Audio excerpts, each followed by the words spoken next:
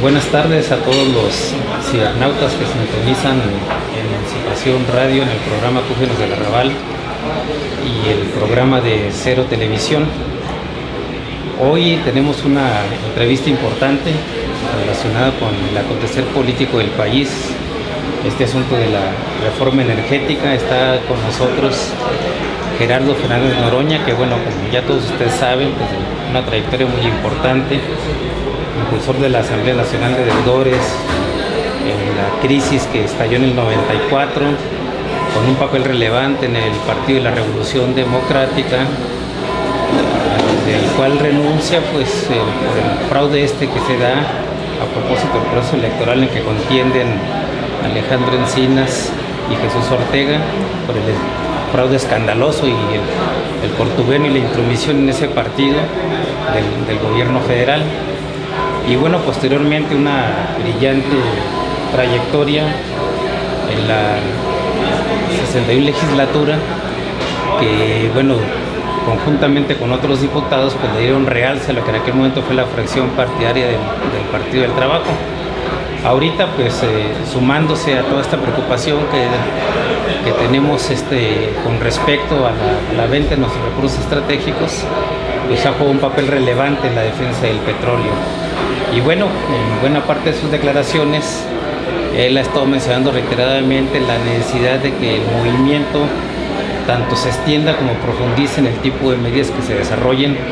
Había hecho un emplazamiento con respecto a la movilización que se llevó a cabo el día de ayer, 22 de septiembre, que finalmente no fue en el Zócalo, pues porque el Zócalo solo es para el gobierno federal.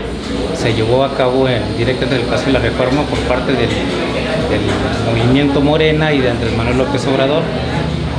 ¿Cómo están tus expectativas, Gerardo, a propósito ya de lo que aconteció ya a partir del día de ayer? Yo creo que ayer Andrés Manuel respondió al emplazamiento que yo había hecho, digo, sin inmodestia. Pues primero no hubo ningún comentario sobre la toma militar del Zócalo, porque el Zócalo cumple hoy ya 10 días tomado militarmente, primero cuando reprimieron al magisterio y lo barrieron literalmente el lugar, y hoy con una farsa, aprovechando la tragedia del pueblo de México por los huracanes.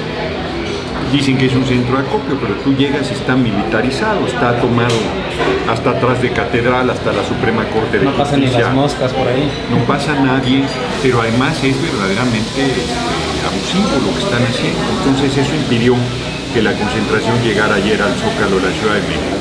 Y Andrés Manuel plantea, de aquí al 6 de octubre, que se vuelve a reunir el movimiento, es una consulta que a mí me parece que el cuestionamiento es correcto, en el sentido de que no tiene facultades el Congreso y no tiene facultades Peña Nieto para modificar el marco constitucional, sobre todo en su eje fundamental como es el artículo 27 constitucional surgido de la Revolución. Yo creo de cualquier manera que la respuesta es obvia, no van a aceptar la consulta, ¿no? Y de darse esa consulta, pues tendría que haber una equidad en el espacio de acceso a medios, en la discusión, una serie de cosas, pero yo creo que inclusive si se hiciese una consulta debería ir encaminada al fondo del tema, y el fondo del tema es la permanencia de Peña Nieto en la presidencia de la República, porque mientras él esté ahí va a seguir impulsando estas medidas de rematar el patrimonio nacional, de profundizar las políticas neoliberales que han empobrecido al pueblo, que han liquidado empresas públicas, que han concentrado la riqueza en unas cuantas manos y que han acabado con la planta productiva del campo y la ciudad.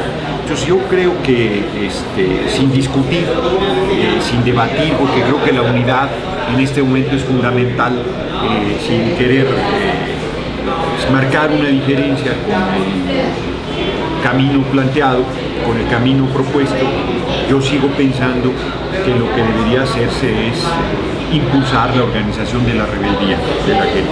O sea que más que una consulta para que se dirima si se entrega o no lo que es de nosotros, tú estás proponiendo la revocación de mandato. Pues sí, porque el petróleo es nuestro. O sea, no vamos a discutir si entregamos el petróleo o no. Si la gente le da la información puntual de lo que quieren hacer, pues la gente va a plantear que no. O sea, pues no puede plantear estar a favor de entregar la empresa más importante que el país tiene. Dice que acaba de decir Reyes Heroles, nieto, es un enano, vendepatrias. El abuelo participó en el diagnóstico para la expropiación petrolera y este quiere regresar haciéndole la tarea a Peña Nieto a las transnacionales del petróleo. O sea, si la gente sabe de lo que estamos hablando y si le dan los elementos, piensan que no sabemos hacer multiplicaciones. Pemex extrae 2,5 millones de barriles de petróleo crudo. Para no hacer la historia larga, se le gana $90, la famosa renta petrolera, lo multiplicas por 90, 2.5 millones, 225 millones de dólares al día, 82 mil millones de dólares al año, 1.076.000 millones de pesos al año, 1 millón de millones, eso es lo que produce Pemex, es una barbaridad de dinero. Y hablaremos sobre implicaciones adicionales, pero solo eso es ya. Pemex le dio a Hacienda en los últimos 12 años 687.000 millones de dólares. 687.000 millones de dólares. Son cifras de 12 ceros en pesos. Es una barbaridad de dinero. Es una riqueza muy importante y eso es lo que quiere entregar. Eso no puede ser. Aporta el 40% del presupuesto nacional. Es la columna vertebral del país. Y además las petroleras transnacionales son voraces, son rapaces, son verdaderamente, no tienen límite. Y darles la entrada nuevamente sería una catástrofe para el país. Entonces esa discusión se gana. No, con informar a la gente nadie estaría apoyando una decisión de ese tipo. Y me parece que lo que tenemos que plantear es el origen ilegal del acceso al gobierno de Peña Nieto, su política contraria al pueblo, su mentira, su engaño, su manipulación y por lo tanto su destitución. Yo creo que tenemos que ir al fondo del tema, no como un asunto de que yo estoy haciendo un esfuerzo por ir más adelante de lo que se está planteando, sino como un asunto absolutamente racional. O sea, porque la gente plantea, ¿eso es posible? ¿Por qué no? O sea, ¿por qué no es posible revocarle el mandato a un mentiroso, un corrupto, a un vendepatrias, a una gente que está haciendo la vida más difícil al pueblo de México? ¿Por qué no? Está perfectamente contemplado en la Constitución la renuncia del presidente. Bueno, el artículo 136 dice que en ejercicio se le puede juzgar por traición a la patria. Además, el problema es que no hay una reglamentación que defina, yo creo que está traicionando a la patria, pero no hay una reglamentación que defina esto y no hay tampoco un procedimiento que establezca, entonces está prácticamente impune un presidente de la República, pero ¿cómo revocarle el mandato? Me parece que esa es una sanción, a estas alturas debería ir a la cárcel inclusive, pero es una sanción muy fuerte frente a la impunidad que viven los ejecutivos en el país, ¿no? El Ejecutivo Federal. Entonces, tú estás más por un asunto de, ahora sí que de juzgar la actuación del Ejecutivo, que efectivamente en un año pues ha desarrollado una serie de medidas muy importantes en el país, porque aquí estaremos hablando nada más del petróleo, ¿no? Estamos hablando que hay una serie de medidas que se han ejecutado en el último año, y a propósito de esas medidas, bueno, ellos están hablando de una iniciativa fiscal donde están planteando una reducción en los ingresos petroleros del 20% a cambio de un incremento en la deuda y un incremento en la carga impositiva a los ciudadanos. ¿Qué opinas sobre eso? Ahí se mencionó en el meeting, por cierto. Fíjate, el problema es efectivamente, o sea, yo estoy por parar la reforma energética. De hecho, hice una carta pública donde le planteo que la retire, o está claro que pasará la historia como un traidor a la patria y que nosotros entonces debemos luchar por su revocación. O sea, no es porque yo plantee, vámonos a las cosas más complicadas, no. Es que ¿cómo vas a parar la reforma con Peña Nieto ahí, impulsándola, con la cúpula de los partidos del PRI, PAN y el PRD acordando cosas contrarias a la población en el pacto con México, con el Congreso subordinado a el gobierno de Peña Nieto sin honrar la representación popular que tienen, y además con medidas adicionales como la que estás mencionando de la mal llamada reforma hacendaria, que está previendo bajar el monto del ingreso de Pemex, no porque baje la carga fiscal de Pemex, sino porque le va a entregar a las transnacionales esa riqueza, porque Pemex sigue pagando en esencia la misma contribución que ha venido desarrollando. Incluso la diferencia de ingresos de un año con respecto a otro es prácticamente la misma, o sea, no se va a reflejar eso en lo que maneja el Pemex como institución. Exacto, por un lado. Y por otro, tienes el asunto de que como tenían que ponerle IVA a alimentos y medicinas, y aumentar el IVA generalizado de 16 a 21. Eso les iba a implicar un problema bárbaro. Entonces le dieron la vuelta aumentando el impuesto sobre el producto de la renta, poniendo el IVA al pago de rentas, que es una barbaridad. La inmensa mayoría de la gente no tiene casa propia. Es un golpazo de por lo menos 30% en el incremento del costo de la renta para la gente. Con el tema de la frontera, que aumenta también el IVA, lo hace homogéneo, y con eso acaba de liquidar el comercio y la planta productiva de toda la zona fronteriza norte del país, sobre todo. Es una barbaridad lo que están planteando, es una nueva agresión al pueblo de México, que se suma a la reforma laboral que liquidó los derechos de los trabajadores, que se suma a la desaparición del amparo, que se suma a la entrega de las telecomunicaciones al capital extranjero al 100%, y a este intento de entregar la riqueza natural más importante que tenemos en el país, que es el petróleo. Por todas esas razones, yo creo que la confrontación es de un grado tal, el problema es de un tamaño tal, que nosotros estamos más obligados, inclusive que con Calderón, que usurpaba la presidencia, a removerle el mandato a Peña Nieto, a revocarle el mandato, porque yo no veo cómo podamos detener esto sin que lo derrotemos, y para derrotarlo, él ya está claro, con el magisterio demostró que es un prepotente, que es un arbitrario, que está dispuesto a cualquier cosa, un represor. Lo que hizo en su sexenio como gobernador no fue de gracia. Exactamente, que no tiene límite para hacer las cosas que él está comprometido a llevar a cabo y que son contrarias al interés nacional. Bueno, ahí se comentó en el mitin esto de la reforma. Uno de los puntos que ha insistido siempre López Obrador es el asunto de la austeridad republicana. Se ve muy claro que la reforma fiscal está totalmente vinculada con la reforma que van a hacer en Pemex. O sea, a alguien le tienen que quitar ese dinero que Pemex le va a regalar a las empresas extranjeras. Exacto. Entonces ahorita decidieron, bueno, son los ciudadanos y es el endeudamiento, que además no es cualquier cosita, ¿no? Aumentó cerca de 300,000 millones de pesos. Hay mucho repudio a ese asunto. Pero igual el otro asunto que plantea López Obrador, ¿esto se puede lograr solo con austeridad republicana? No, yo creo que ahí es... no creo que lo esté planteando así, pero en realidad le pides a un gobierno corrupto, a un gobierno cuestionado desde su origen, a un gobierno que profundiza las políticas neoliberales y que vive de los privilegios a costa del pueblo, que modifique esa situación. ¿A cuenta de qué habría de modificar? ¿Cuál sería la razón para que tuviera un viraje de esa magnitud? Yo francamente creo que como posición política para desnudar las intenciones del gobierno es correcto, pero como una intención de fondo no hay, no tiene sentido. O sea, es como cuando yo emplazo a Peña Nieto a que retire la iniciativa, pues no espero que la retire. Lo que estoy haciendo es desnudar su verdadera intención. En ese sentido yo compartiría con Andrés Manuel la manera. Lo que a mí me parece que no está respondiendo es a la convocatoria de la gente, ¿no? Porque si hay que organizarnos, pero ¿organizarnos para qué? Organizarnos para la rebeldía me parece que debería ser el Bueno, camino. allí en el pleno mitin mucha gente empezó a gritar paro, sí, a tal grado que tuvo que interrumpir su discurso López Obrador.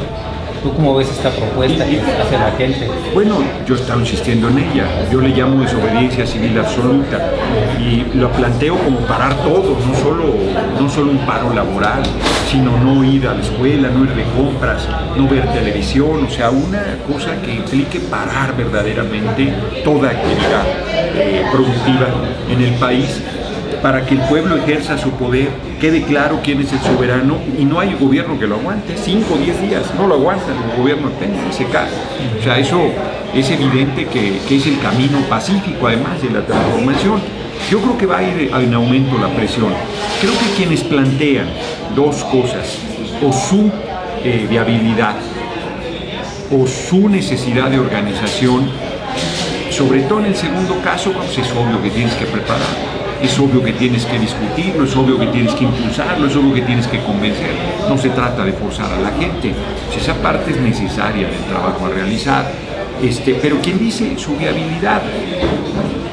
¿Qué posibilidades tenía Maximiliano Juárez de vencer a Maximiliano? Ninguna. No tenía ninguna. Juárez no se planteó la viabilidad, se planteó la posición correcta y se mantuvo firme en esa posición. Entonces yo creo que más bien hay sectores, compañeros, compañeras, que están justificando la acción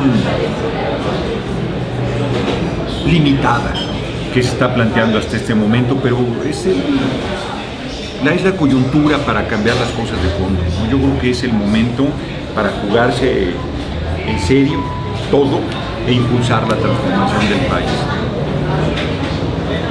Bueno, entonces ahorita tenemos un escenario donde por un lado se impulsa que haya una consulta por parte del movimiento de izquierda del país, y bueno, ahí hay varios referentes. Sí.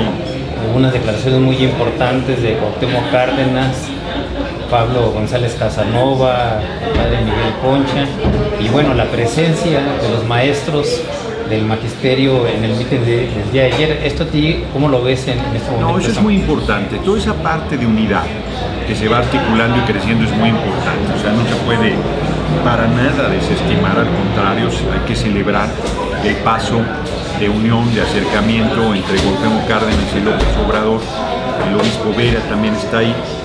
Raúl Vera, sí. No, Raúl Vera, González Casanova, que es un hombre muy respetado y respetable. Me parece que esa parte es muy importante, el que el magisterio hubiese estado ahí, la dirigencia del magisterio que está encabezando toda esta rebelión en contra de una reforma que busca liquidar sus derechos laborales, es muy importante. Y me parece que la acumulación de fuerzas va caminando en el sentido adecuado. El tema es ¿qué se va a decidir el 6? O sea, para mí está claro que no van a aceptar la consulta.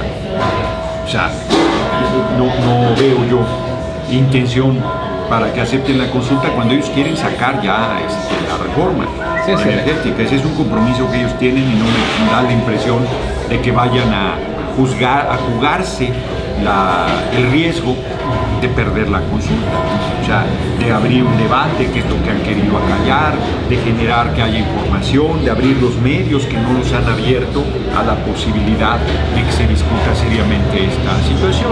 Entonces, me parece que es obvia la respuesta, y la respuesta va a ser no.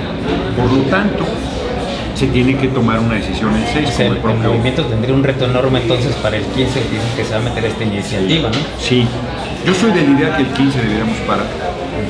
Está ya la fecha encima, pero si convocáramos desde ya, Andrés Manuel particularmente, pero todos, a parar todo, para que todo se mueva, creo que tendremos condiciones para meterles una primera apretada fuerte.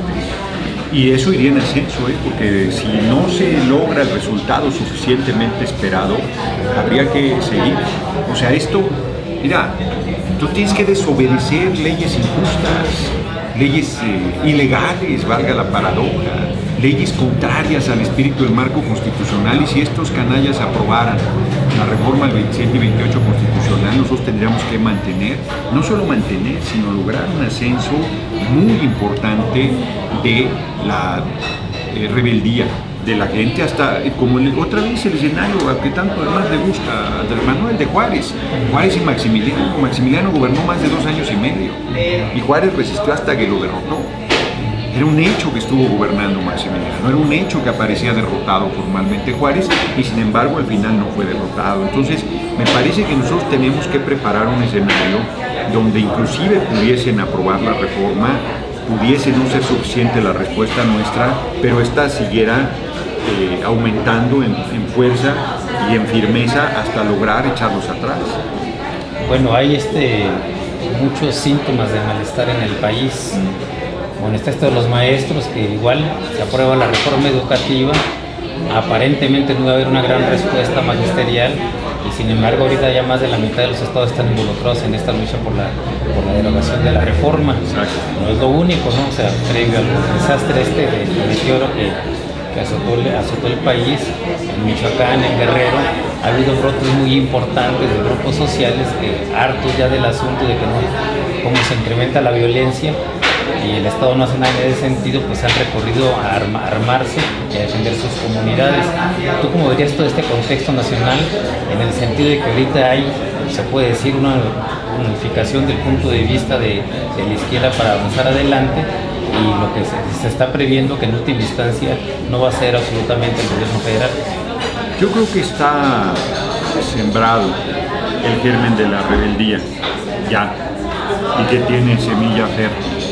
Creo que Michoacán y Guerrero, por ejemplo, con todos estos desastres naturales que está sucediendo, van a dar una respuesta equiparable o mayor a la que se dio en la Ciudad de México con el sismo de 1985, por la incompetencia gubernamental o reforma que nadie puede señalar como un diario izquierdista ni crítico con el gobierno, denuncia que la ayuda para la gente está en las bodegas y saca fotos además, o sea, no solo lo denuncia sino lo prueba. Bueno, eso va a tener una respuesta de la gente. El nivel de irritación, como tú comentas, es realmente muy fuerte.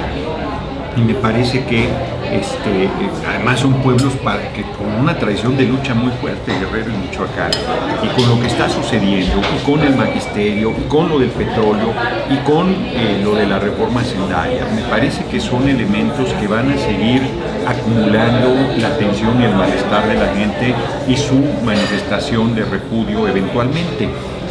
¿Cuál es el reto? El reto yo creo que es no controlar esos movimientos, sino encauzar hacia una transformación pacífica. Yo compartiría con López Obrador que el camino sea el camino pacífico, pero creo que se está malentendiendo. Cuando se habla de pacífico se piensa que no es con energía, que no es con firmeza, que no es con determinación, que no es con acciones muy fuertes y de fondo, ¿no? O sea, pacífico no quiere decir dejar pasar. Pacífico no quiere decir tolerar el abuso y el atropello. O sea, eso no, pacífico no quiere decir ponerle otra mejilla. O sea, eso no. Ni estoy diciendo que se responda con violencia a la violencia. O sea, yo comparto, como ayer lo planteó López Obrador, que el camino a la violencia es el de ellos, el del gobierno de Peña y el de la derecha, y que tenemos que pararlo, que tenemos que detenerlo, y por eso yo insisto en la desobediencia civil. A mí me parece que es el camino más simple. O sea, si la gente para todo, pues no se mueve nada, valga la obviedad. O sea, si el pueblo deja de participar en toda actividad, se cae todo. O sea, no hay manera de que se produzca absolutamente nada, pero sobre todo no hay manera de que el gobierno se mantenga, porque es una forma de repudio muy poderoso, con implicaciones de muy diverso tipo y con un nivel de eficacia bárbaro. El problema es que la gente se decida. Hace apenas unos días, cada que yo planteaba estas cosas decían que eso no era viable. Y ayer un muy numeroso grupo de la gente dijo, es por ahí, ¿no? O sea, yo creo que va avanzando el tema, ¿no? Y que va avanzando la discusión. Bueno, entonces este planteamiento de la desobediencia, y tenemos un ejemplo concreto en el magisterio de cómo, con una protesta pacífica, pero con acciones políticas muy contundentes, pues prácticamente está parando de cabeza al país y tiene totalmente preocupado al gobierno de Peña Nieto. Tan lo tiene que pues los tuvo que reprimir y salvarlos del Zócalo porque era un poderoso foco de insurrección. O sea, eso ya es una forma de cómo se expresa la desobediencia en concreta. Los maestros no nada más han cerrado escuelas o hacen manifestaciones. Bueno, daban información, por ejemplo, en las reuniones que tienen, que se han parado incluso enfrente de las instalaciones de Pemex, reclamando su derecho tanto a que se derogue esta reforma educativa como a que se pare la reforma energética. ¿Tú qué enlace verías con este tipo de formas de lucha y lo que te estás proponiendo? Yo reitero que no descalifico ninguna forma de lucha, pero lo que nosotros estamos planteando es una forma nueva para cómo hemos nosotros articulado las luchas en México, pero muy conocida. Pues es lo que hizo Gandhi en la India, es lo que hizo Mandela en Sudáfrica con un régimen brutalmente racista y violento, es lo que hizo Martin Luther King en Estados Unidos para los derechos civiles de la comunidad afroamericana, y que decían que no era posible hacerlo sin violencia, y lograron esas transformaciones. ¿Qué es eso? Insisto, cuando yo hablo de parar todo, por ejemplo, los profesores están en paro, ¿no? Y además están activos bloqueando carreteras y esto, entonces les echan a la policía, les echan al ejército, los reprimen, hacen una serie de arbitrariedades sobre ellos, les hacen las campañas de denuesto, de satanización en los medios de comunicación. Yo digo, no te muevas, no hagas nada literalmente, no hagas nada. Inclusive puedes no salir de tu casa. Sin salir de tu casa se cae el sistema, se cae todo. O sea, porque no, ¿Cómo va a haber sesión en la Cámara si los trabajadores no van? No llegan. No, ni uno solo.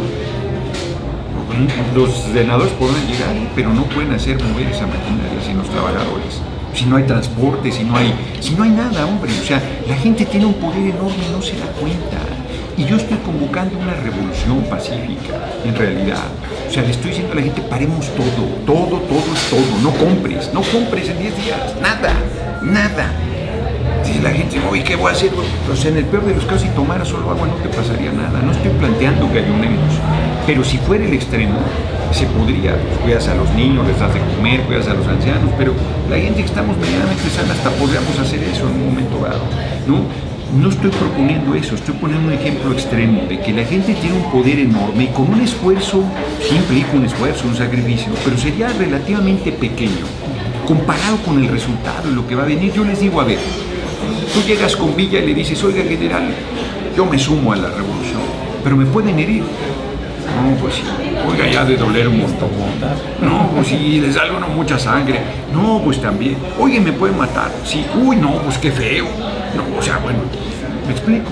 O sea, tú estás planteando a la gente ya tomar una decisión que nos libere. Es un riesgo perfectamente jugable, o sea, perfectamente realizable lo que te pudieran hacer, porque no te van a echar al ejército, no te pueden sacar de tu casa. ¿Cómo van a sacar a 110 millones de personas, o a 60 o a 40 de su casa para llevarlos a trabajar? No estás tomando una carretera, no estás... O sea, es un giro importante lo que estamos planteando. Y están maduras las condiciones para que la gente pueda hacerlo. Yo pongo el ejemplo más sencillo, les digo, no veas televisión. Bueno, ¿qué te va a pasar si no ves televisión? ¿Cuál es la represalia? ¿Cuál es el riesgo? ¿Cuál es el daño? No hay ningún daño. Vas a pensar mejor, inclusive. Tener tiempo, además. A tener tiempo para leer, para convivir con tu familia, una serie de cosas. Bueno, entonces hay quien me dice, no, es que es nuestro único entretenimiento. Vale, les digo, se las pongo más fácil para demostrar la fuerza de la gente. Está bien, ve televisión, pero no veas televisión. ¿Qué va a pasar si no ves Televisa? Bueno, si el pueblo 30 días no ve Televisa, doblamos. No, incluso la gente tendría que percibir que ahorita con toda la tecnología que hay, todas las televisoras saben perfectamente cuántos televidentes tienen. Y entonces, si eso merma, pues claro que se dan cuenta. Entradas, porque viven de los anuncios y si nadie los ve, nadie se va a anunciar en Televisa, hombre. Entonces la gente puede ejercer su poder de manera muy sencilla, sin tanto riesgo. Y el resultado sería extra. Bueno, pero de este tipo de cosas ya ha habido ensayos, ¿no? Ha habido llamados, por ejemplo, efectivamente a no ver televisión, a otro tipo de cosas muy parecidas, ¿no? Apague la luz, como proponían los compañeros electricistas. Y tú lo que estás proponiendo ahí es una escalada donde la gente se paralice por completo. Completo, porque está claro que pero no que va también a ser... tendría que ser un ensayo, ¿no? Un día, una cosa así, para ver si que se no puede, va a ser, ¿no? De que se puede, se puede. Ajá. De que se puede, se puede. Yo creo que más bien habría que, porque nosotros ya llamamos a 2 días, el 1 y 2 de septiembre. Hizo falta difusión, hace falta que más se comprometan. Hay quien me dice, por ejemplo, los sindicatos. Bueno, pues los sindicatos no quieren luchar. Esa es la verdad. Es trágico, pero es real. Pero además está sindicalizado el 6% de los trabajadores del país. O sea, estamos justificando la no toma de decisiones, echándoles la pelota a los otros, cuando somos nosotros los que nos tenemos que decidir si vamos a hacer algo o no, si vamos a comprometernos a la lucha de la transformación o no. El riesgo es, o sea, vamos a acabar entrándole. El riesgo es que vamos a acabar entrando en condiciones cada vez más difíciles. El costo que tenga la medida que se tome, ¿no? Exacto. También, ¿no? Pero más desesperados, pues medidas más duro va a ser, más duro va a ser el riesgo. Mira, lo hemos estado comentando, tú lo estás dibujando, yo lo planteo abiertamente, el riesgo de una guerra civil. O sea, tú planteas eso y dices, está loco. Pues no, es un riesgo real. Y es un riesgo que debemos trabajar para evitar. No, yo no quiero eso. Pues, ¿quién en su sano juicio va a querer una situación de esa naturaleza? Es un dolor terrible. La revolución eran 10 millones, se murió 1 millón. Exacto. Ahorita que somos 117, pues la gente hiciera sus cuentas, ¿no? Sería terrible. Y tenemos que hacer lo que esté en nuestra mano para evitarlo, pero como lo dije también en la carta, no seré yo quien decida los caminos que el pueblo tome para transformar a la sociedad. Bueno, pues está bastante clara tu posición. Entonces, para ahora, para el 6 ¿Cuál es Yo estoy proponiendo ánimo? que el 15 paremos. Si el 15 va a entrar en el Senado la discusión, paremos el 15, 3, 4, 5 días. Y que el 6 llevemos esa posición a la reunión del 6. Ahora el 6 ya está encima, el 15, hermanos. Ese es el problema, que hay decisiones que se tienen que tomar ya. O sea, no podemos estar apostando, por ejemplo, estas semanas, 2 semanas valiosísimas, a recabar firmas para una consulta que lo más probable es que no se realice. ¿No? Bueno, ahí en el meeting se escucharon comentarios de varios grupos que decían que iban a empujar para llevar la propuesta de paro para la siguiente asamblea. Sí, ¿Te sumarías claro. a ella? No, yo estoy en esa línea. Yo estoy en la línea de que el 6 se debe acordar la desobediencia civil. Más que un paro. Está bien, si la gente le dice paro para que se entienda más fácil, está bien. Pero más que un paro, es todo, parar todo. Un paro es parar todo, estoy de acuerdo. Ahora, bueno, sabemos que el gobierno tiene mucho miedo de agarrar una iniciativa de esto en primera instancia porque iría en contradicción a lo que está haciendo de facto, ¿no? Con el pacto que unificó a los 3 partidos. Pues no le va a entrar una consulta. Pero en el caso hipotético de que le entrara, ¿tú qué plantearías? Bueno, en el caso de que le entrara, tendría que darse 2 condiciones mínimas. Una es que tengamos el mismo tiempo en medios de comunicación, quienes están a favor y quienes estamos en contra, ¿no? Y otra es que la consulta tuviera observación muy grande para evitar los habituales fraudes, porque esa consulta sería tan importante o más que una elección presidencial. Fíjate lo que te digo, tan importante o más que una elección presidencial.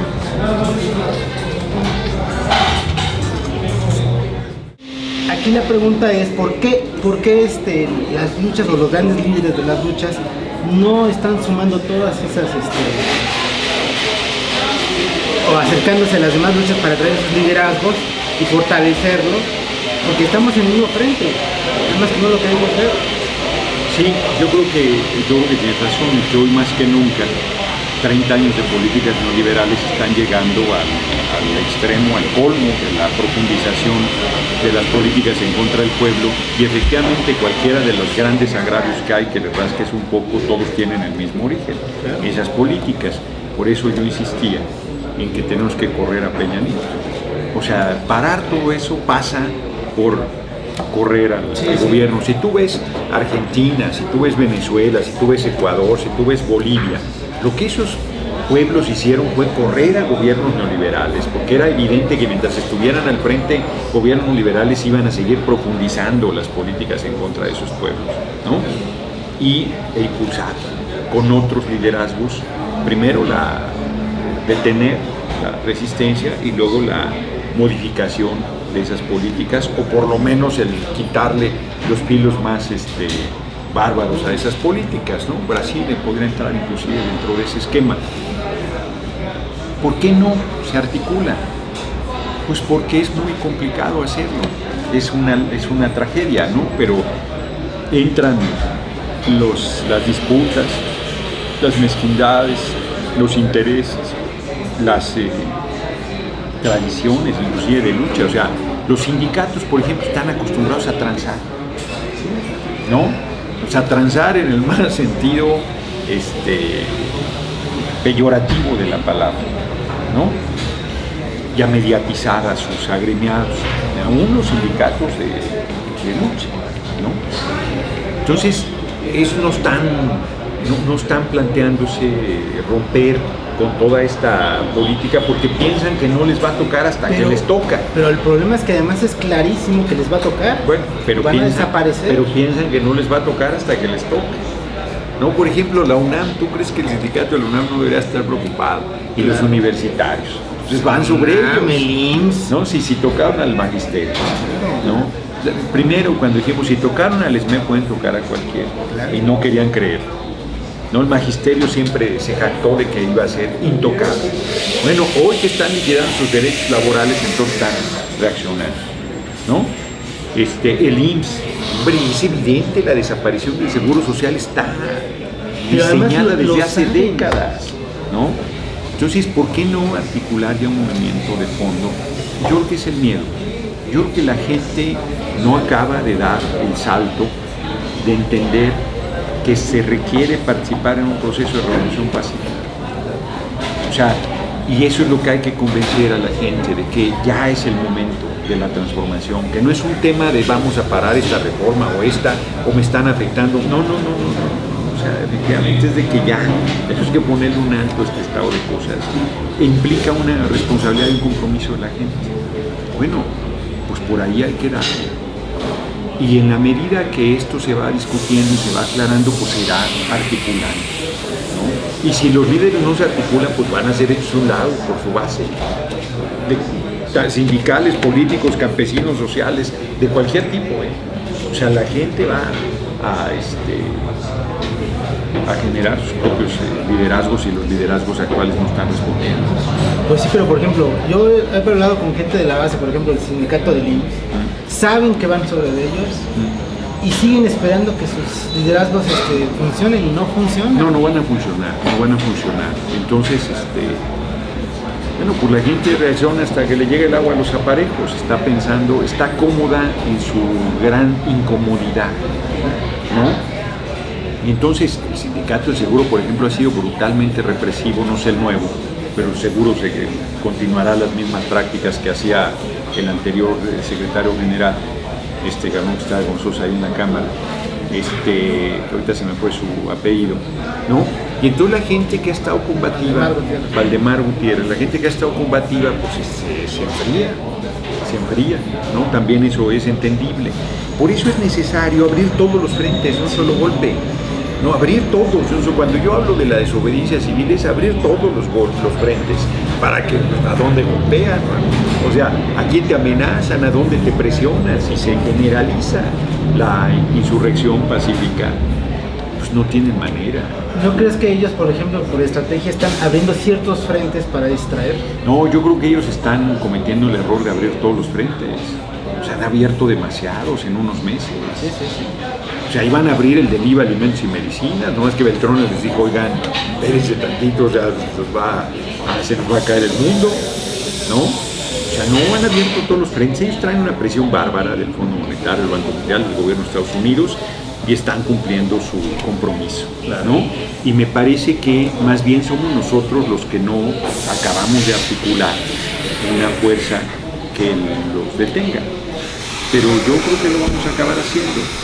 No se ve fácil, pues no se ve fácil, pero por ejemplo había quien pensaba que la movilización de ayer de Andrés Manuel iba a ser menor y no fue así. O sea, dentro de los méritos que tiene lo que ayer sucedió, uno de ellos es Andrés Manuel sigue siendo el líder más importante, sigue teniendo el poder convocatorio más fuerte y ayer aumentó su convocatoria. O sea, eso está ahí, es un hecho innegable.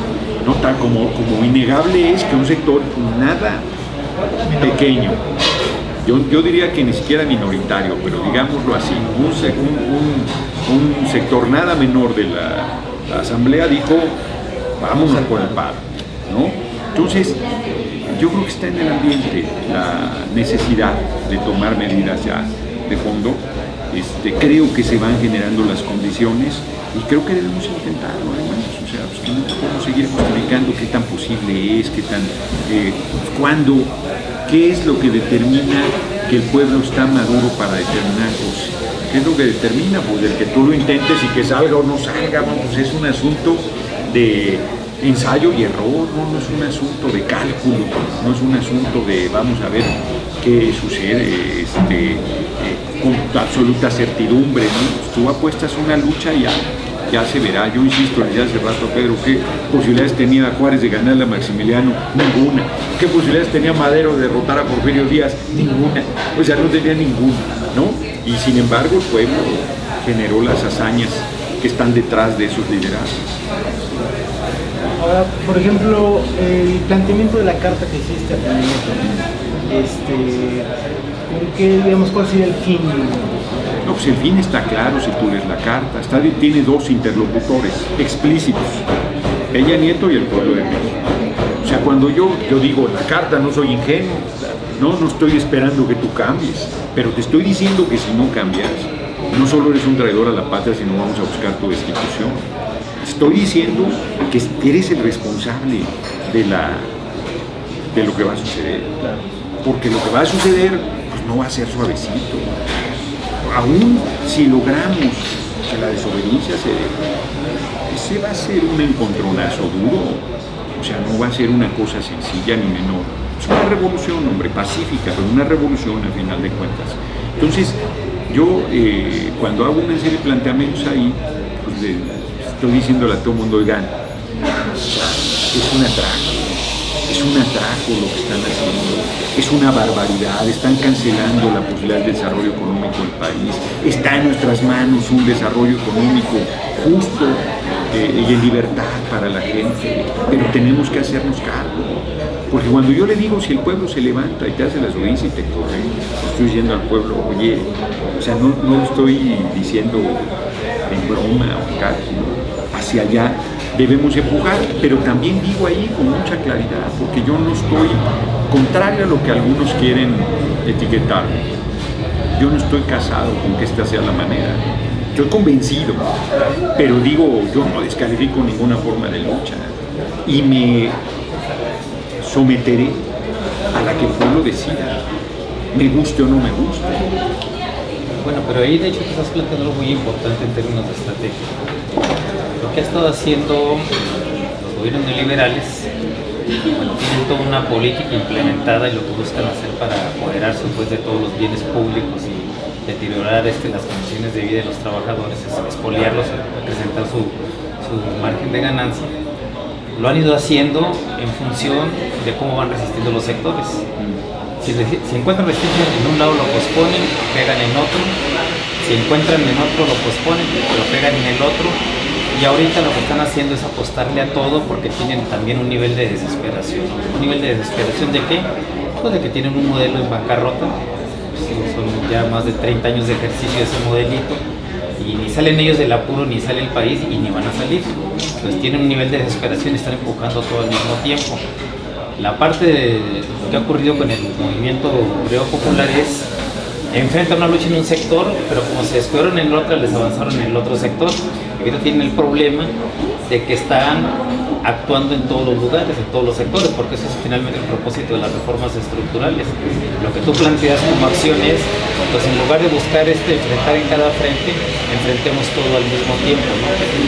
Sería la parte de la diferencia. Que es un poco lo que estaba preguntando Mar, vámonos a profundidad, vámonos articulados a una gran unidad. Por eso cuando yo digo, pues aquí no puede ser sectario, aquí caen los priistas del nacionalismo revolucionario, claro que cabe, los panistas patriotas, pues claro que cabe, PRD, PT, Movimiento Ciudadano, Morena, gente sin partido, todos cabemos, porque está en juego el destino de la patria, y ahí no es un asunto de ideología, o sea, o no solamente, es un asunto de un compromiso pues, con el pueblo. Y hay sectores, inclusive de la derecha, que podrían compartir nuestra preocupación en el terreno estrictamente nacionalista, en el terreno estrictamente de un desarrollo económico de oportunidades para todos. O sea, ahí, en esa parte, yo creo que sí se puede lograr una gran confluencia si se logra explicar tanto la importancia de Pemex como los potenciales que ese patrimonio que tenemos puede jugar en un proceso de desarrollo industrial y económico. Pero entonces significar todo ese descontento implicaría también reconocer todo el impacto de las reformas estructurales, que son varios, No, porque yo sostengo que esas reformas son contrarias a los empresarios, por ejemplo. O sea, la reforma laboral, que parece totalmente a favor de los empresarios, va en contra. O sea, ¿quién va a trabajar bien, a gusto? Ya están los efectos a un año, ¿no? Ni hay más empleo. La economía desplomada. Eso es, hombre, porque no puede ser. O sea, porque tú tienes que mantener ciertos equilibrios. Si no tienes mercado interno, ¿dónde se va a desarrollar la industria nacional? Si tú no tienes poder adquisitivo, ¿dónde va a haber un impulso a la actividad económica, el campo y la ciudad? Yo coincido, o sea, los empresarios nacionalistas pueden ser nuestros mejores aliados, en el sentido de que ellos están también, ¿cómo se llama?, en la plancha, si pasa todo esto. O están en proceso de desaparición. Pues van a ser, ahora sí no los 10 empresarios, sino los 10 empresarios los que se van a quedar con todo. Es que la gente no está leyendo, tienen que ver el porfiriato, hombre. El porfiriato es brutalmente ilustrativo. Ese es el esquema. O sea, es neoporfirista. Creo que lo dijo el propio López Obrador en el anterior meeting, o Martín, no sé quién de los dos lo dijo. Tienen razón. Es un neoporfirismo ¿no? Porque es la entrega al capital extranjero de todo, la superexplotación de nuestro pueblo y ninguna posibilidad de desarrollo que no sean las camarillas del poder y los 30 privilegiados y para de contar, que son parte ya de ese club de las transnacionales del mundo. Entonces, en un esquema de esa naturaleza, pues las posibilidades de desarrollo pues, están canceladas para todos, es un error. Ahora, claro, pues habrá quien le preocupe, tú llamas a la desobediencia civil a parar todo, y los empresarios dicen, no, caray, pues ellos mismos podrían parar, convencer a sus trabajadores, oigan, no, si tenemos que irnos por aquí. Si tenemos que irnos por aquí, parece una paradoja, o lo es, pero en realidad si quieren ellos tener una posibilidad de desarrollo, pues tendrán que apostar a un proceso de transformación, además en el entendido que mientras más duro sea el encontronazo, más radical va a ser el proceso de transformación. Entonces si ellos quieren un proceso de transformación que no sea tan de fondo, pues más les vale empujar ahorita. Porque mientras más nos tardemos, más se va a radicalizar, no en el sentido peyorativo, sino en el sentido del tipo de nueva sociedad que necesitamos, y entonces el proceso va a ser mucho más, pues mucho más fuerte y de fondo. Yo me refería que hay un cúmulo de agraviados tal que nada más con un breve repaso encontraríamos unos montones de gentes que se pueden sumar a esto. Con esto de los empresarios, como tú dices, nada más la iniciativa fiscal pues prácticamente los está orillando una nueva etapa recesiva del año que entra. ¿De dónde va a sacar el crecimiento de 3.9 que están estimando para el año que entra? Se le está quitando las posibilidades de desarrollo con esa reforma. Pero no nada más, muchas van a desaparecer. O sea, no es nada más el problema de las recesiones, que van a desaparecer en el curso. Simplemente los pequeños van a desaparecer. Toda la zona fronteriza, tú le subes el IVA del 11 a 16, bueno, pues ya la sacaste de competencia, ya la reventaste. Ya se compra mucho más allá. Mucho más, siempre se ha comprado mucho más en la zona de Estados Unidos. Y luego le metes de 11 a 16, no hombre, o sea, eso generaría un daño mortal para la mayoría de comercios y de planta productiva y nacional, ¿no? Entonces, porque los otros siempre evaden, siempre tienen esquemas favorables, tienen los grandes. Los grandes. Pero la mediana, pequeña, la micro, hombre, esa que aporta además el 80 o el 90% del empleo del país, pues esa es la que le metes una más. Entonces, yo espero sobre todo abajo de la gente la respuesta, ¿no? O sea, está atemorizada la gente. O sea, yo creo que hay como dos sectores fundamentales: los que se niegan a reflexionar, atemorizados, y no le hagan olas y aquí estoy, como quiera, aquí estoy. Y otro sector que dice, ay, caray, está tomando claridad del salto que implica tomar esta determinación. Y entonces le da miedo. No es para menos. Pero pues no hay otro camino. No hay para dónde hacerse. ¿Cuál ha sido el sentir que te has encontrado ahora que estás viajando? Yo me encuentro a la gente primero muy ávida de información, muy interesada en la reflexión. Y una vez que la información se da, toman el compromiso. Yo no creo que sea gratuito, sería demasiado inmodesto plantear, por ejemplo, que mis visitas en las universidades están teniendo la influencia que está habiéndose, pero yo creo que algo hace. Yo creo que algo aporta, ¿no? Entonces, creo que un montón de policías. Entonces, yo creo que está insisto,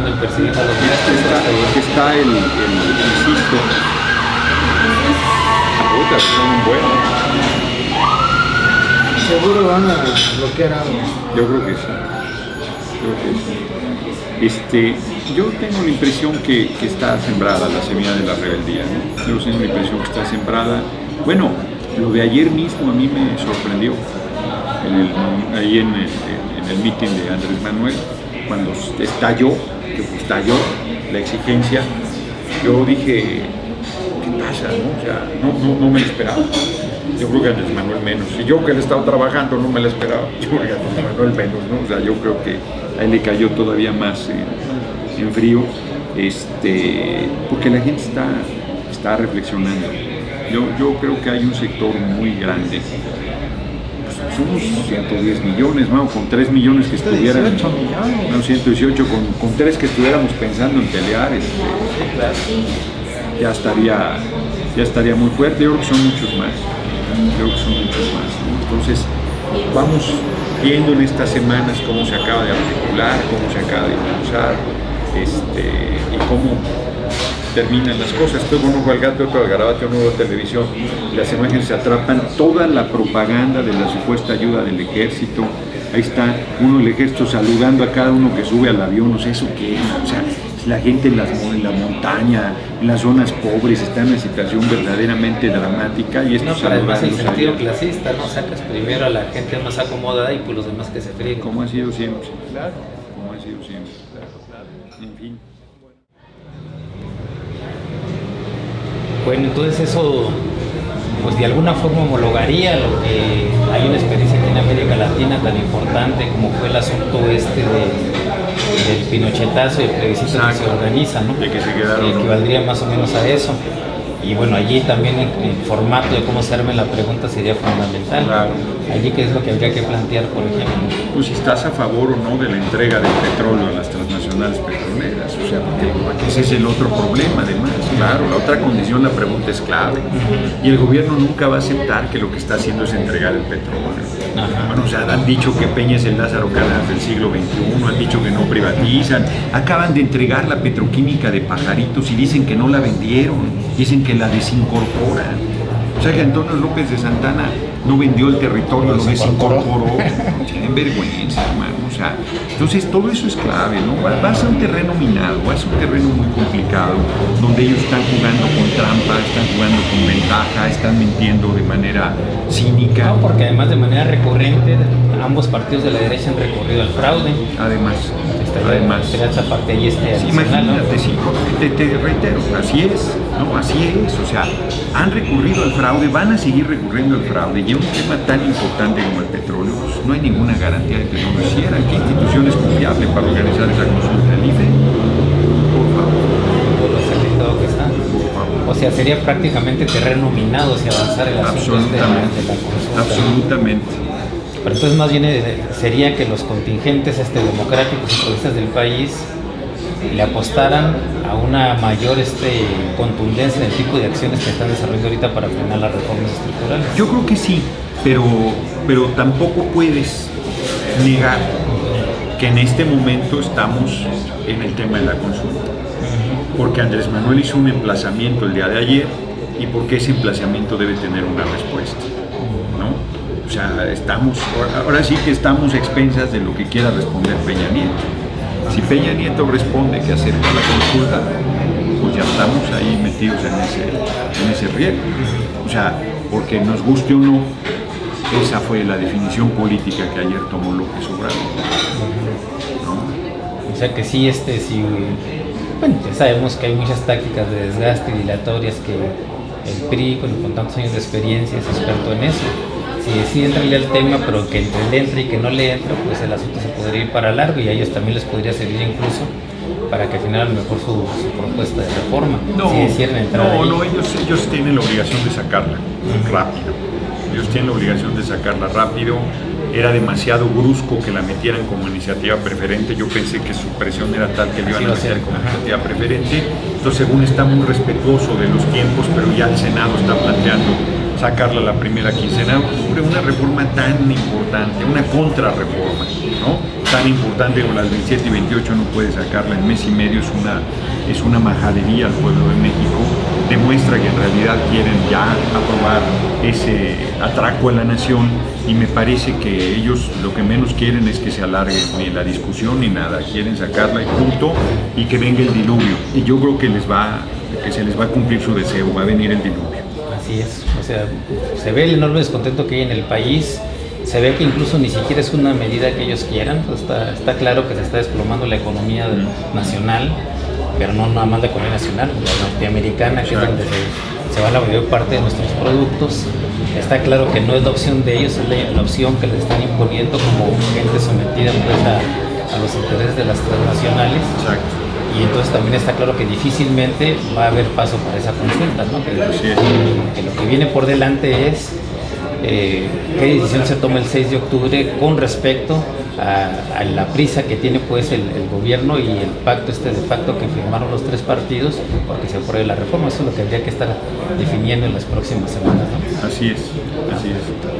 Sí, es un escenario muy delicado, muy importante. Pues en ese escenario hemos estado. En realidad está la disputa de la nación y de su riqueza. Y en esa disputa creo que viviremos la batalla más importante que se haya dado en la historia moderna de nuestro país, ¿no? Después de la expropiación petrolera. Yo creo que es muy grande la responsabilidad que tenemos, y yo insisto con la gente que tenemos la oportunidad de entrar a la historia por la puerta grande, de ser la generación de mexicanos y mexicanas que hayamos rescatado a la nación y que hayamos puesto nuestra riqueza al servicio de nuestro pueblo. Yo creo que la posibilidad es muy grande. Yo les invito inclusive a que vean mi carta, que la difundan. Están ahí argumentos muy duros, tanto técnicos como históricos, de lo que implica la entrega de Pemex y el petróleo. Cualquiera que lea esa carta, lo digo sin arrogancia, le mueve a la claridad y a la importancia de defender Pemex y el petróleo. Bueno, allí en el meeting planteó también López Obrador este asunto de la iniciativa fiscal y todo este asunto pues, de su visión de la austeridad republicana para que se puedan generar ingresos sin cobrar mayores impuestos. Que bueno, yo ahí veo una contradicción. ¿Por qué no cobrarle impuestos a quienes se han hartado de explotar al pueblo mexicano? Cuando realmente, bueno, sí está bien la austeridad republicana, pero lo que hace falta también es pues una redistribución de la riqueza, ¿no? Una redistribución, y los 30 que no pagan, que paguen. Sí, por eso pues implicaría que se redistribuya la riqueza, pues nada más con lo que paguen ellos se generarían ingresos. Es incorrecto,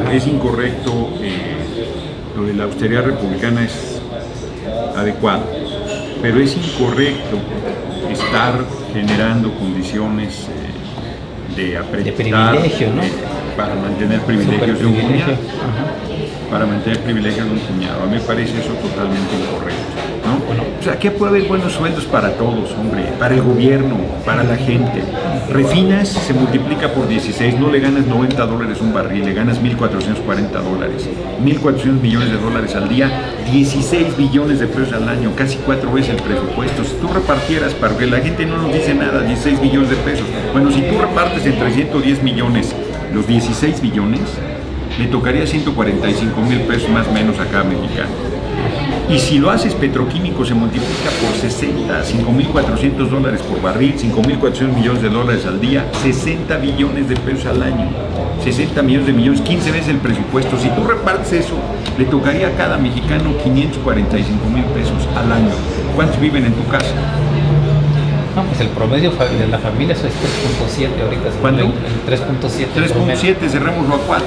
Recibirían más de 2 millones de pesos al año cada familia.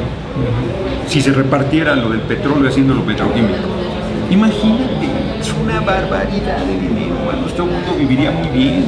No estoy diciendo que va a ser tan simple como repartir de manera equitativa, pero eso se puede gastar en educación, en salud, en vivienda, en empleo bien pagado, en que haya alimentación pública en las escuelas para los niños y los muchachos, gratuita desde preprimaria hasta universidad. Es una serie de cosas que puedes hacer tú, que las pensiones, las jubilaciones, una serie de cosas que es justo que la gente tenga, ¿no? O sea, es perfectamente posible, ¿no, hombre?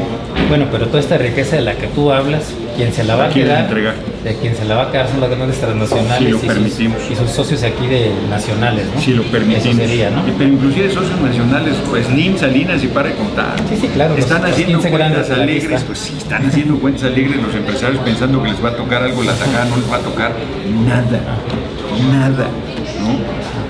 Sí, no, tenemos que parar ese intento. Entonces estamos frente a un escenario de que el 6 de octubre pues va a quedar bastante claro que no hay mucha intención gubernamental de caminar sobre la parte de la encuesta, pero sí hay mucha necesidad de que el movimiento tome medidas más definitivas. El 6 de octubre, yo creo que ayer se definió, y que el 6 de octubre se debe formalizar. O sea, Andrés Manuel no puede evadir lo que le está la pidiendo responsabilidad de encabezar lo que está exigiendo la gente. No lo puede evadir. Si lo evade, pierde el liderazgo. Y bueno, lo que tenemos entonces en el horizonte inmediato es, de todas maneras, no se van a detener mientras no haya una gran fuerza nacional que los contenga. Y va a seguir la lógica de muchas cosas, entre ellos la reforma fiscal, entre ellos todo lo que se tenga que aprobar en la Cámara de Diputados y en el Senado. Así es. Bueno, tú lo decías de otra manera, o sea, si el magisterio todo lo que ha hecho, y la respuesta ha sido darles palo, pues, ¿tú crees que solo con movilización nos vamos a detener? Tenemos que parar todo. O sea, no hay más camino, yo no veo otro. O sea, ojalá hubiera otro. Además está perfectamente realizable. Todas esas voluntades que estamos articulando, pues debemos ir en esa dirección. Bueno, aunque haya, no sea el mismo nivel de comparación, en Brasil, con todo el descontento que se armó a propósito del evento que acaban de realizar con el evento de fútbol, el gran descontento social, hubo una respuesta sensible de ese gobierno a las cosas que estaba pidiendo la gente, pero claro, hubo una presión. Aquí, claro, el gobierno pues brilla por su falta aquí debe haber una rebelión, hombre, está claro. ¿Cuándo van a respetar el voto de la gente? ¿Cuándo van a tomar medidas públicas, políticas públicas en beneficio de la gente?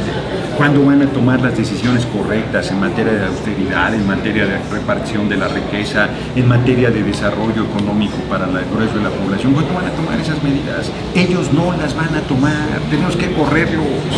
O sea, es absurdo pedirle al lobo que no se coma las ovejas. O sea, eso no tiene sentido, ¿no? Si tú le pides al león que no devore a los demás animales, no, bueno, eso no va a pasar. O sea, que tú planteas que el descontento social forzosamente tiene que llevar a la revocación del mandato. Absolutamente, estoy convencido de ello. No va a haber respuesta de este gobierno insensible, ¿no? A lo más que podamos aspirar, si no logramos la revocación del mandato, es a que hubiera unas tablas y se planteara un régimen de transición, pero con todas sus políticas ya aprobadas. Es a lo más que podamos aspirar. Pues eso no nos lleva a ningún lado. O sea, porque además estas reformas... O sea, por ejemplo, que dijeran, vale, vamos a permitir que llegue gente como López Obrador a la presidencia, pero esto ya no se toca. Ya el petróleo se entregó, la educación se privatizó, las telecomunicaciones se entregaron, los derechos laborales se liquidaron, ya todo eso ya no se toca. No, pues entonces ¿para qué queremos el gobierno?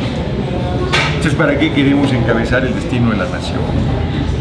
Pues ahora sí que recopilando históricamente lo que han sido estos 30 años de políticas neoliberales, donde se ha hecho una entrega muy importante de todo lo que es la nación al extranjero y se ha sometido a un terrible sacrificio a todos sus ciudadanos, estas reformas pues ya prácticamente voltearían de cabeza al país y difícilmente se podría hacer algo después de que se apliquen estas medidas. Se podría hacer, porque siempre se puede echar atrás, pero va a ser más difícil. O sea, ya las transnacionales adentro del país, eso va a ser muy complicado para sacarlas. Entonces tenemos que pararlos, tenemos que impulsar un proceso de transformación. Pues es una revolución pacífica lo que hay que hacer, hombre. Es de ese tamaño, grado de cosas existentes, ¿no? Bueno, pues creo que está bastante claro para todos los quienes hoy nos escuchan, todos nuestros simpatizantes en internet, y que bueno, decimos de antemano, esto va a salir por el programa Emancipación Radio, va a salir también a través del proyecto de Cero Televisión. Bueno, está muy clara la propuesta que está haciendo aquí Gerardo Fernández Noroña, en el sentido de que el movimiento social vaya escalando hasta que se proponga pues cambiar de hecho el tipo de gobierno que tenemos ahorita. De lo contrario, pues los avances de estas reformas pues ya se ven como definitivos y sería mucho más complicado echarlas para atrás, ¿no? Eso es lo que está planteando en términos generales. Bueno, te agradecemos, Gerardo, tu propuesta. Pues esperamos por allí en el movimiento seguir siguiendo tus expectativas de cómo estás viendo cómo se desenvuelve en los próximos meses. Yo creo que vamos a tener un fin de año muy agitado y seguramente tus propuestas, tus opiniones van a ser aliciente para muchos mexicanos en función de lo que entendemos la necesidad de rescatar nuestro país. Muchas gracias. Muchas gracias a ustedes. Gracias.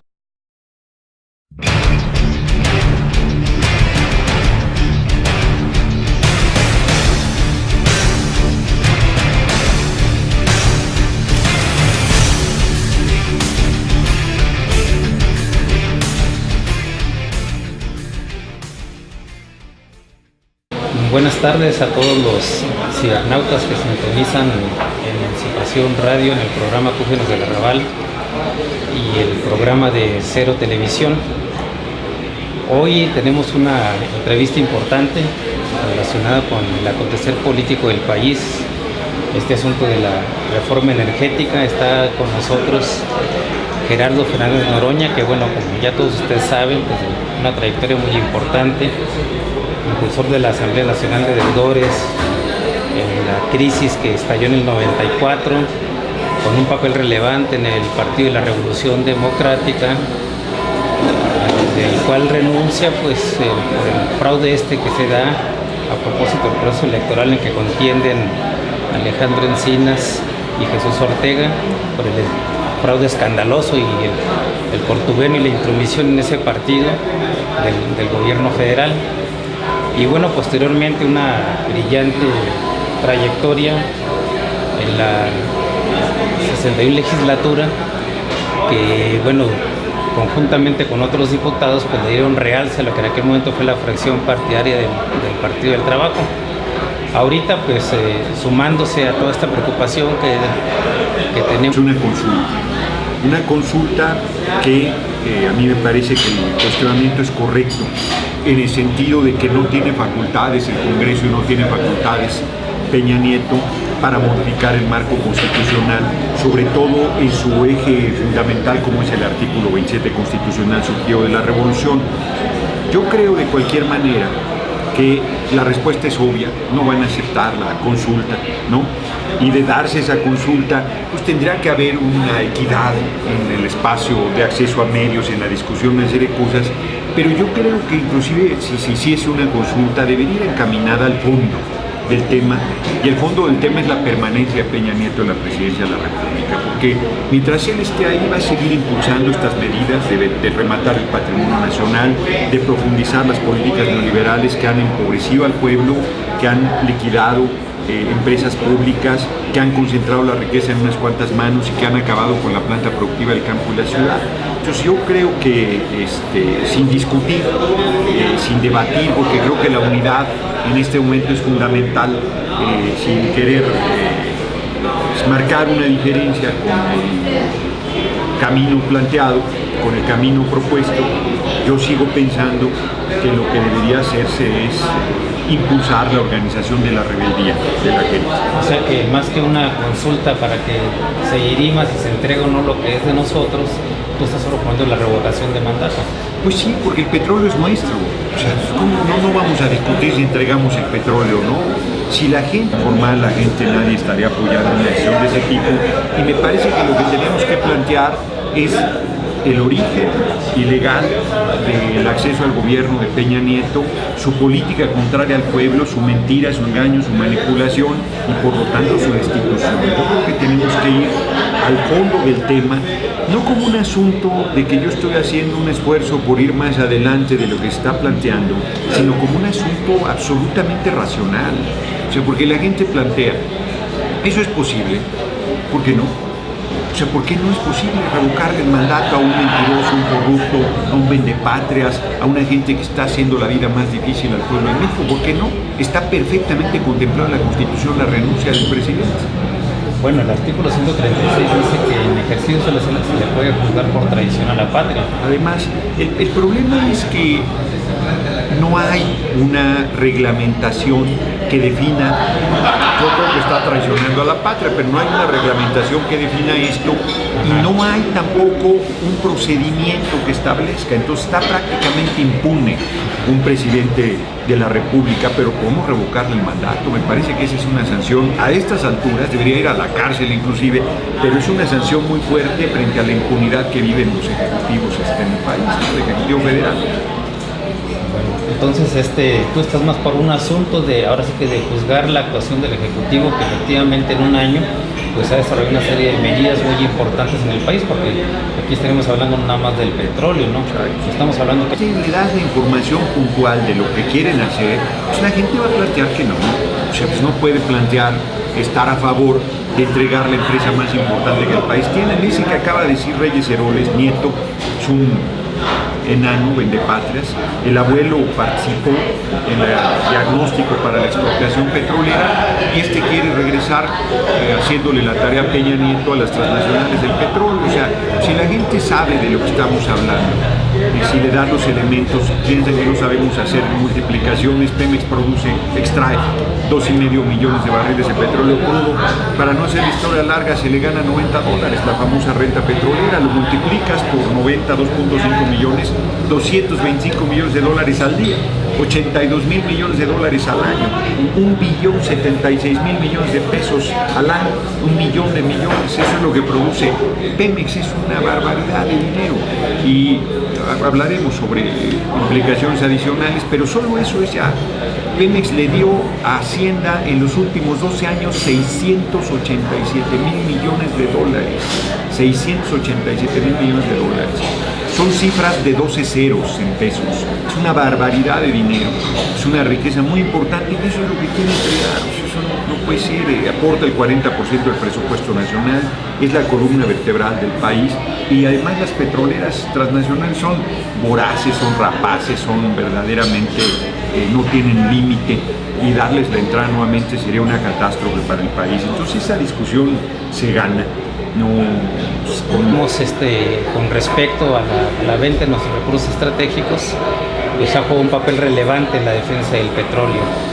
Y bueno, en buena parte de sus declaraciones, él ha estado mencionando reiteradamente la necesidad de que el movimiento tanto se extienda como profundice en el tipo de medidas que se desarrollen.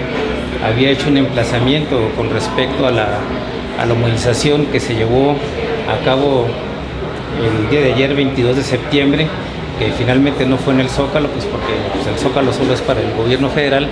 Se llevó a cabo directamente en el Paso de la Reforma por parte del movimiento Morena y de Andrés Manuel López Obrador.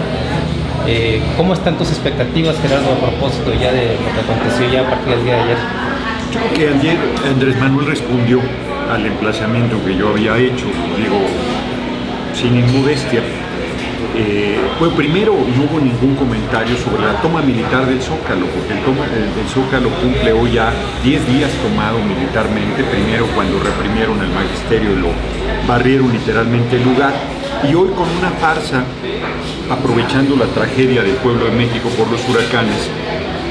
Dicen que es un centro de acopio, pero tú llegas y está militarizado, está tomado hasta atrás de Catedral, hasta la Suprema Corte de Justicia. No pasan ni las moscas por ahí. No pasa nadie, pero además es verdaderamente abusivo lo que están haciendo. Entonces eso impidió que la concentración llegara ayer al Zócalo de la Ciudad de México. Y Andrés Manuel plantea, de aquí al 6 de octubre, que se vuelve a reunir el movimiento,